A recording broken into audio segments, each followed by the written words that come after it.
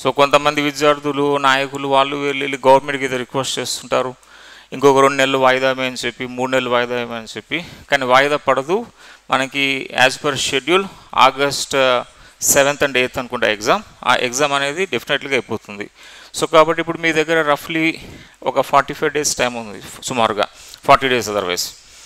ఈ 40 daysని మీరు పూర్తిగా సద్వినియోగం చేసుకుంటే డెఫినెట్లీ సర్వీస్ సాధిస్తారు. మన గతంలో అనేక మంది ఈ సబ్ రిజిస్ట్రార్స్గా లేదా ఏసీటీఓ, డీటీలు ఎసెట్రా 5 పోస్టులు సెలెక్ట్ అయి ఉన్నారు కదా. వాళ్ళు మరీ సంవత్సరాలు చదివి ఆఫీసర్లు అయిపోయిన వాళ్ళు కాదు. ఎగ్జామ్కి ముందు ఒక 45 days పూర్తిగా క్రమశిక్షణతో, పూర్తిగా డిసిప్లిన్తో కన్సిస్టెన్సీ మెయింటైన్ చేస్తూ చదివిన వాళ్ళే సక్సెస్ అయినారు. మీరు సంవత్సరాలు చదవండి, ఎగ్జామ్కి ముందు ఒక 45 days 1 month ముందు సరిగ్గా చదవలేదు అనుకోండి, సర్వీస్ రాదు. మీరు సంవత్సరాలు చదవకపోయినా పర్వాలే, ఎగ్జామ్కి 30 days 45 days ముందు పెర్ఫెక్ట్ వేలో కన్సిస్టెన్సీని మెయింటైన్ చేసుకుని చదివిన వాళ్ళకే సర్వీస్ వస్తుంది. అది నిజం కూడా. అది కన్సిస్టెన్సీ అనేది మోస్ట్ ఇంపార్టెంట్. మీ రోజుకి ఒక 12 గంటలు చదవాలని చెప్పి అనుకుంటే కంపల్సరీగా 12 గంటలు చదవాల్సి ఉంటుంది. కానీ కొంతమంది ఎట్లా ఉంటారు, ఒకరోజు బాగా ఇంట్రెస్ట్ వచ్చేస్తుంది, సినిమా సీరియల్లో చూస్తారు, ఇక నేను అయిపోతే ఆఫీసర్ అని చెప్పి 15-16 గంటలు చదివేస్తారు. ఆ తర్వాత రోజు ఒక 10 గంటలు చదువుతారు. ఆ తర్వాతకు వచ్చేసరికి ఒక 5 గంటలు, తర్వాత బాగా చదివేసిన అని చెప్పి మరుసటి రోజు ఒక సినిమా మళ్ళీ, లేకపోతే ఒక పార్కు, ఇట్లాగా డివేషన్ అవుతుంది. అది ఇన్కన్సిస్టెన్సీ అది. సో మన యొక్క కాంపిటేటివ్ ఎగ్జామ్స్లో సక్సెస్ రేట్ మనం చూస్తే తక్కువ చదివినా సరే కన్సిస్టెన్సీ మెయింటైన్ చేయాలి, ప్లస్ నెట్ అనేది మెయింటైన్ ఉండాలి. నెట్ కొంతమంది కూర్చుంటారు పుస్తకాల దగ్గర గ్రాస్ రోజుకి 15-16 గంటలు, కానీ ఆ చదువుతూ ఉన్నప్పుడు పుస్తకం ముందు ఉంటుంది, కానీ ఆలోచనలు ఎక్కడెక్కడో ఉంటాయి. అది గ్రాస్ ప్రిపరేషన్, అది పనికిరాదు. నెట్ ప్రిపరేషన్ అనేది మనకి ఉండాలి. అంటే మన పుస్తకం ముందు ఉన్నాము అంటే ఆ పుస్తకంలో ఉన్న అంశాలు మన మైండ్లోకి ఎక్కించగలగాలి, అది నెట్. అటువంటి నెట్ ప్రిపరేషన్ మీరు రోజుకి ఒక 8 గంటలు చేసిన is more than enough, definitely service వస్తుంది మనకి. అయితే ఇప్పుడు మనం గ్రూప్ 2లో ప్రస్తుతం మన ఇక టీజీపీఎస్సీ ప్రకారంగా 4 పేపర్స్ ఉన్నాయి కదా. 4 పేపర్స్లో మీ అందరికీ తెలిసిందే, అత్యధికంగా స్కోర్ చేసే అవకాశం దేంట్లో ఉంది?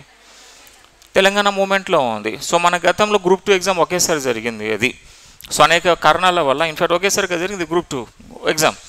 దాని ప్రకారంగా మనం చూసినాం అనుకోండి, మనకు ఎక్కువ స్కోర్ 130-140 వరకు స్కోర్ చేసిన అవకాశం ఒక పేపర్ 4లోనే వచ్చింది మనకి. ఈ పేపర్ 1 కావచ్చు, పేపర్ 2 కావచ్చు, పేపర్ 3 కావచ్చు. మీరు అక్కడ 120 చేసినారు అంటే చాలా ఎక్కువ, 100 కట్టి ఇటు ఉండిపోతారు. కానీ ఇక్కడ పేపర్ 4కి వచ్చేసరికి 130+ ఈజీగా స్కోర్ చేయగలుగుతాం. అదేంటంటే లింకింగ్ అనేది పెర్ఫెక్ట్గా పెట్టగలగాలి. సో సబ్జెక్ట్ ఏదైనా సరే మనం చదివేటప్పుడు ఏం చదవబోతున్నాం అనేది పూర్తిగా మనకు అవగాహన ఉండాలి.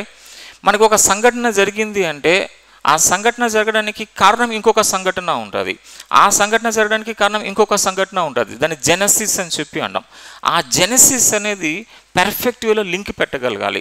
ఎవరైతే ఆ జెనసిస్ని లింక్ పెట్టుకుని చదువుతాడో వాడికి సబ్జెక్ట్ అనేది చాలా ఈజీ అయిపోతుంది. అలా లింక్ పెట్టకుండా అక్కడ కొంత మ్యాటర్, ఇక్కడ కొంత మ్యాటర్, ఆ మ్యాటర్, ఈ మ్యాటర్ అలా చదువుకుంటూ వెళ్తాం కదా. అప్పటికప్పుడు ఏదైతే మగ్గింగ్ చేసేసి మైండ్లో పెడతాం, కానీ లాంగ్ టర్మ్లో అది గుర్తు ఉండదు. మీరు కంపల్సరీగా చదివేటప్పుడు ఏం చేయాలి? లింక్ పెట్టగలిగాడు. ఎవడైతే సబ్జెక్ట్ని లింక్ పెట్టగలుగుతాడో వాడు సబ్జెక్ట్పై పట్టు సాధించిన వాడు అవుతాడు, వాడే ఎక్కువ స్కోర్ చేస్తాడు. మీరు ఎంత చదివి వెళ్ళండి, అన్నీ తెలిసిన బిట్లు రావు మీకు. డెఫినెట్లీగా 150 బిట్లలో మీకు ఒక 20-30 బిట్లు ఉంటే ఫస్ట్ టైం చూస్తారు మీరు ఎంత చదువుకొని పోండి. మీరు ఒక 20 బిట్ల వరకు ఉంటే ఫస్ట్ టైం చూస్తారు మీరు, అరే ఇది కూడా ఒక బిట్ ఉందని చెప్పి అప్పుడే మీకు తెలుస్తుంది. అయితే అక్కడ మీరు చదువుతారు కదా లింక్ పెట్టి, ఆ లింక్ పెట్టి చదివేటప్పుడు ఆ యొక్క 20 బిట్లు ఏదైతే తెలియని వస్తాయో ఎలిమినేషన్ ప్రాసెస్ ద్వారా దానికి కూడా మీరు రైట్ ఆన్సర్ పెట్టగలుగుతారు. 20కి 20 పెట్టలేరు, కానీ ఒక 5 అయినా పెడతారు, ఒక 25% బిట్స్ అయినా రైట్ ఆన్సర్ పెట్టగలుగుతారు.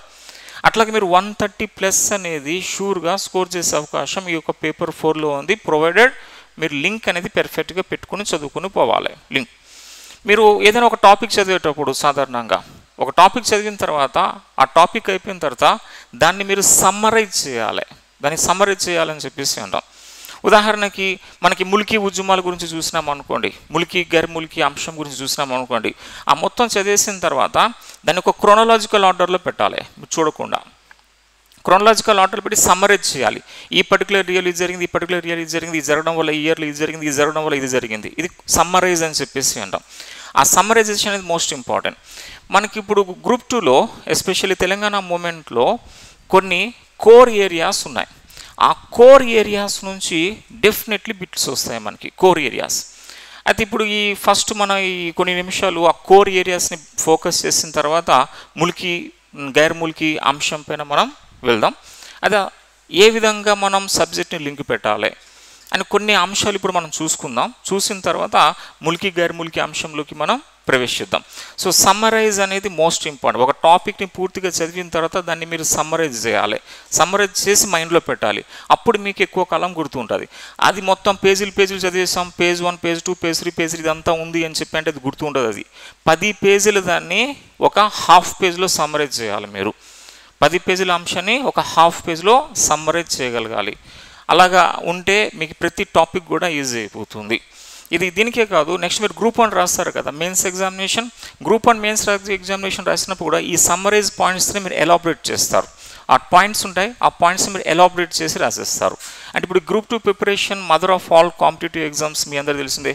ఒక్కసారి మీరు గ్రూప్ 2 కోచింగ్ తీసుకున్నారంటే దాని అర్థం ఏంటంటే సబ్జెక్ట్ పై పూర్తి అవగాహన వస్తున్నట్టుగా మీరు గ్రూప్ 1తో పాటు ఈవెన్ యూపీఎస్సీ నిర్వహించే ఎగ్జామ్స్ను కూడా పర్ఫెక్ట్ వేలో రాయగలుగుతారు.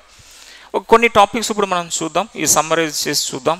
దాన్ని మీరు కొంతమంది కొత్త వాళ్ళు ఉంటారు కదా, ఆ కొత్త వాళ్ళు మీరు ప్రాక్టీస్ చేయండి. మన ఎలాగ పాత వాళ్ళు రైలీ క్లాసెస్లో మనం చూసుకుంటూ పోతాం. అది ఓకే. మన సిలబస్ ప్రకారంగా చూస్తే మన టీజీపీఎస్సీ పేపర్ 4 ఫస్ట్ సెక్షన్ ఉంది కదా, ఫస్ట్ సెక్షన్లో 5 యూనిట్స్ ఉన్నాయని చెప్పేసి అన్నాం. సెక్షన్ 1లో ఒక పాయింట్ తీసుకుందాం, సెక్షన్ 2లో ఒకటి తీసుకుందాం, సెక్షన్ 3లో ఒకటి తీసుకుందాం. దీన్ని బేస్ చేసుకుని మీరు ప్రిపరేషన్ చేయండి తర్వాత. అంటే ఇది కోర్ ఏరియాస్, ఇది షూర్గా బిట్ వచ్చే ఏరియాస్ ఇవి. అంటే ఇప్పుడు మనం చేసే సమ్మరైజ్ పాయింట్స్లో ఒక 7 నుంచి 10 బిట్స్ కవర్ అవుతాయి. ఇప్పుడు మీకు షూర్గా 7 to 10 బిట్స్ ఇప్పుడు మీకు ఈ సమ్మరైజేషన్ పాయింట్లో మీకు కవర్ అవుతాయి.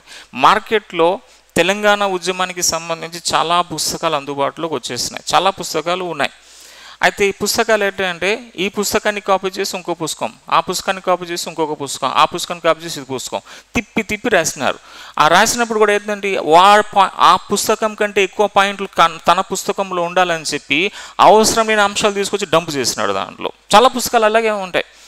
ఇప్పుడు తెలుగు అకాడమీ ఉంటుంది, లేకపోతే ప్రకాష్ పుస్తకాలు ఉన్నాయి, నా పుస్తకం ఉంది, ఇంకా అనేక ఇతర పుస్తకాలు. ఇట్లా ఎలా ఉంది అంటే ఈ పుస్తకాన్ని తీసుకొని ఈ అంశాన్ని దాంట్లో డంప్ చేస్తాడు. తన దగ్గర ఎక్కువ సమాచారం పుస్తకంలో ఉందని చెప్పి అవసరం లేని దాన్ని తీసుకొచ్చి దాన్ని డంప్ చేస్తాడు. మన ఆస్పిరెంట్స్ ఎట్లా ఉంటారు, ఒరే ఈ పుస్తకంలో కొత్త పాయింట్ కనిపించింది రాబాయ్, అదే ఈ పుస్తకాన్ని చదువుదామని చెప్పి అంటారు. అంటే మెంటాలిటీ అది, దాన్ని బాగా క్యాష్ చేస్తారు ఈ పబ్లిషర్స్. సో మనకి ఎలా ఉండాలి అంటే స్మార్ట్ ప్రిపరేషన్ చేయాలి. ఈ పోటీ పరీక్షల ద్వారా మీరు నెక్స్ట్ కాబోయేది ఆఫీసర్. మీరు ఒక బలి పశువులాగా తయారవ్వకూడదు, గొర్రెలాగా తయారవ్వకూడదు. మీకంటూ ఒక మెథడ్ ఉండాలి. మీకు ఏది ఇంపార్టెంట్ ఏదని ఇంపార్టెంట్ పసిగట్టేటట్టు ఉండాలి మీరు. సో అప్పుడే మనం ఒక ఆఫీసర్గా సక్సెస్ కాగలుగుతాం మనం.